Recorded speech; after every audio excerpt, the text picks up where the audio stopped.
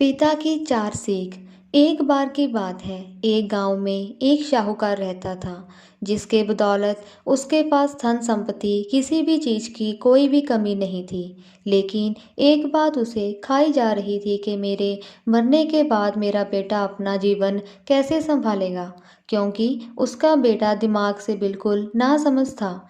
अब कुछ दिन बाद साहूकार का स्वास्थ्य खराब रहने लगा। अब उसे महसूस हो गया था कि उसकी मृत्यु किसी भी क्षण हो सकती है। तब उसने अपने नासमझ बेटे को बुलाया और उसे अपना जीवन संभालने के लिए चार बातें सिखाई। पहली सीख, बेटा जब भी काम पर जाए तो शाम में जाना, शाम में ही घर वापस आना। दूसरी सीख, घर के चारों तरफ चमड़ी की बाउंड्री करवाना। तीसरी सीख, हमेशा मीठा भोजन करना। चौथी सीख, पत्नी को हमेशा बांध कर पीटना। बेटे को चारों बातें सिखाकर शाहूकार जी स्वर्ग सिधार गए। अब बेटे ने अपने पिताजी की चार बातें अपने जहन में बिठाई और एक नई जिंदगी की शुरुआत करने लगा। जब उसका काम धंधे में जाने का समय आ गया तो उसे अपने पिताजी की बात याद आ गई कि पिताजी ने कहा था कभी भी काम पर जाएं तो शाम में जाना, शाम में वापस आना। पैसे की कमी नहीं थी, इसलिए उसने यह बात याद रखकर अपने घर से ऑफिस तक एक बहुत बड़ा टेंट लगवा दिया ताकि धूप से बच सके। पिताजी की बात याद करके अपने घर के चारों तरफ भैंस की चमड़ी की बाउंड्री बनवा दी, जिसकी बदबू से आस पड़ोसी दुखी होने लगे। लेकिन पिताजी की बात तो माननी होगी। प्रतिदिन अपनी घरवाली से भोजन में केवल मीठी चीज बनवाकर, जैसे हलवा खीर खाता था।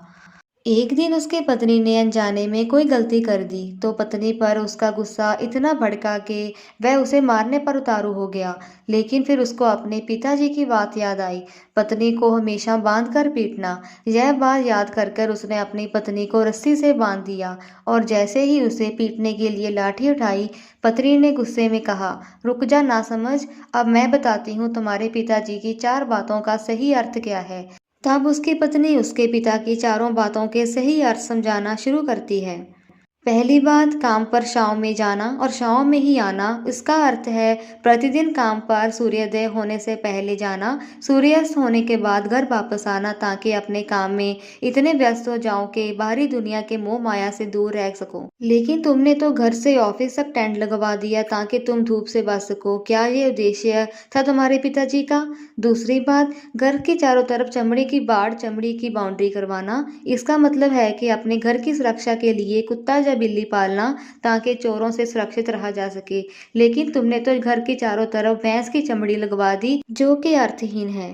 तीसरी बात, हमेशा मीठा भोजन करना। इसका अर्थ है हमेशा भूख तेज लगने पर ही भोजन करना। इससे एक सूखी रोटी भी मीठे भोजन समान संतुष्टि देगी। जब किसी को बहुत तेज भूख लगती है तो वह यह कहकर भोजन का अपमान नहीं करता कि ये तुमने क्या बना दिया, भले ये भी कोई खाता है और तुम प्रतिदिन मुझे मीठा भोजन बनवाते हो जो मनुष्य के लिए गंभीर बीमारी की ओर ले जाता है। चौथी बात, पत्नी को हमेशा बांध कर पीटना। इसका अर्थ जानते हो तुम? इसका मतलब है कि पत्नी को केवल तब पीटना जब उसके पास कोई औलाद हो जाए, क्योंकि औलाद होने के लिए एक स्त्री रिश्तों में बन जाती है।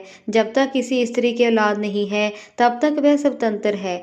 अगर उसकी आज़ादी छीनने की कोशिश करोगे तो वह अपने स्वतंत्र मन से कहीं भी उड़ सकती है। हाथी की दांत दिखाने की ओर तथा खाने की ओर, अर्थात पिताजी ने सिखाया कुछ और, बेटा कुछ और ही सीखा।